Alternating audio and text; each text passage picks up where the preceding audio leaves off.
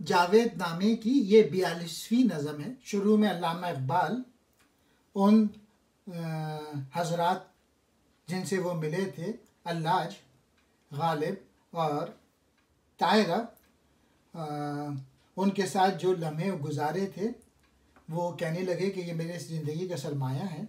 वो इसी ख्याल में महू थे कि अचानक एक धुआं सा नमूदार हुआ और उस धुएं में से इब्लीस निकल आया। मौलाना रूम भी अल्लामा इकबाल के साथ थे, तो उन्होंने कहा ये अहले फराख का सरदार इब्लीस है, जो सर तपा सोज है, जिसके दिल में खून भरा। इब्लीस अभी तक खैर व शर में मसरूफ़ है। फिर इब्लीस कहता है कि आदम को सजदा करने के इनकार की वजह से मुझे धुतकारा गया था, लेकिन मैंने खुदा के बंदों को गुमराह करने का जो इज़हार खुदा के हुजूर किया था, उस पर मैं अभी तक पूरा डटा हुआ हूँ, पूरी तरह से ये काम किया जाता है। ए इंसान, तू मेरे फंदे में फंसा हुआ है और गुनाह की इजाज़त दे रहा है। तू दुनिया में हिम्मत के साथ मेरा मुकाबला कर, मुझसे दूर हो जा।